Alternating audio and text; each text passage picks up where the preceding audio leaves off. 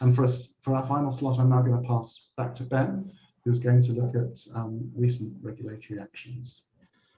Thanks, Nigel. In this section, I'll be covering some of the main regulatory action taken by regulators in the EU and UK over the last year. So in terms of the UK, I'll be focusing on the fines issued by the ICO to British Airways, Marriott and Ticketmaster. And all three companies suffered quite serious data breaches at various points over the last few years. And those breaches resulted in quite significant amounts of customer data being compromised, and that included things like payment details.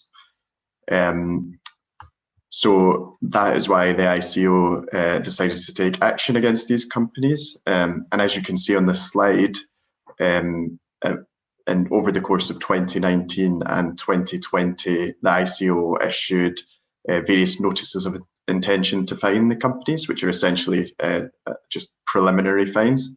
And under these preliminary fines, BA was to be fined around £183 million, Marriott around £99 million, and Ticketmaster £1.5 million. However, all three of the companies made representations to the ICO, and by the time the ICO handed out its final fines around the end of last year, you will see that the fines for Marriott and BA were reduced massively by around 163 million and 80 million pounds respectively, whereas the proposed Ticketmaster fine was only reduced by 250,000 pounds. So why were the BA and Marriott fines reduced by so much and the Ticketmaster fine reduced by relatively little? Well, the main reason behind the deduction in the level of the fines for BA and Marriott was actually down to a change in the way that the ICO calculated the fines. So for the preliminary fines, the ICO had relied on a methodology set out in an internal document, and this methodology essentially provided for group turnover to be the key consideration for the ICO when setting fines under the GDPR. BA actually appealed against this and said it was unlawful, and the ICO actually conceded on that point and decided to depart from this methodology altogether when calculating the final fines issued against the companies. And that's notable because you can see with the Ticketmaster fine, which was the preliminary fine was issued in February 2020. And by that time, the ICO had already moved away from its sort of slightly dodgy methodology onto its new methodology. And that partially explains why the Ticketmaster preliminary fine was so much lower than the proposed BA and Marriott fines in the first place. So a lot of people sort of speculated that the pandemic may have played a major role in the ICO reducing its fines, especially given that all of those companies were hit very hard by the pandemic. And whilst it is true that the ICO did reduce its fines slightly for all of the companies due to the difficulties they faced by the pandemic, ultimately the amount it took off was only a relatively small percentage of the fines. And that suggests that companies shouldn't really expect too much leniency from the ICO during this time, unfortunately. The monetary penalty notices that were issued against the companies are all very long, but they all contain some very useful guidance that businesses would do well to take heed of. And some of the key takeaways, sorry, Jess, if we can just move on to the next slide. Yeah, some of the key takeaways from the monetary penalty notices include the importance of recognised security frameworks. So in all three penalty notices, the ICO frequently refers to guidance from various IT security institutes and bodies, including, for example, the National Cyber Security Centre and NIST. And therefore, we strongly recommend our clients to take account of these frameworks when putting in place their own security protocols and also when reviewing their security protocols.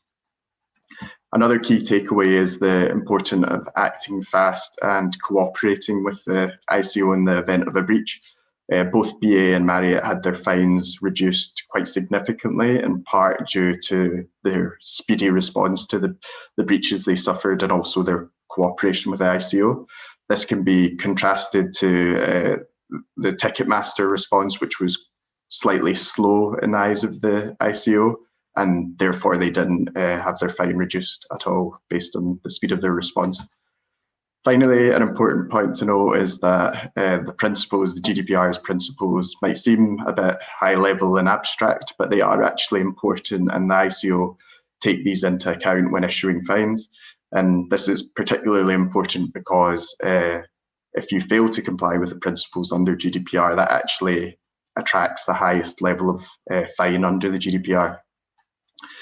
Finally, I just wanted to briefly touch on some regulatory action that's taken place in the EU over the past few months. And firstly, I wanted to mention the fine issued by the Irish Data Protection Commissioner against Twitter.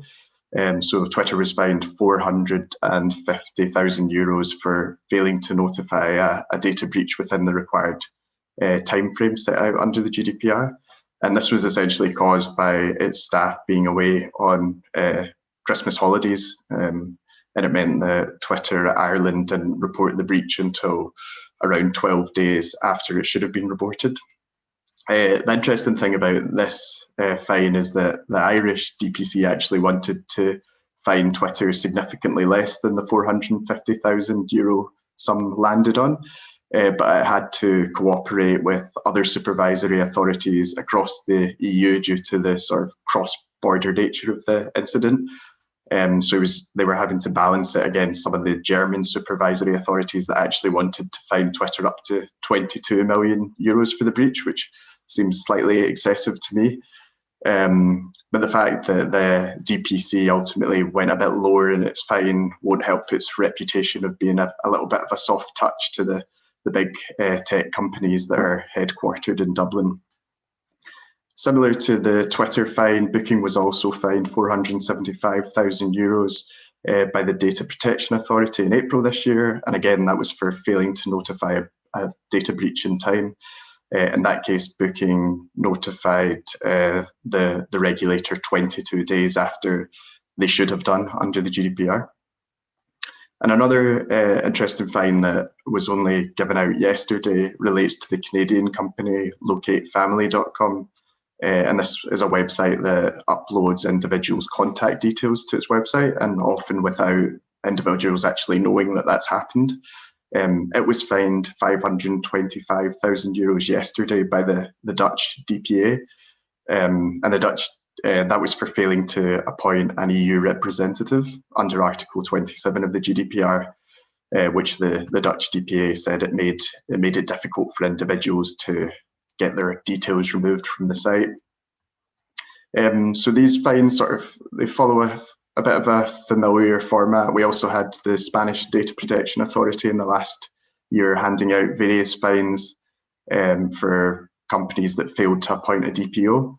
And it follows a bit of a trend where we've seen regulators in the EU impose financial penalties to companies that you would normally consider are relatively minor procedural matters.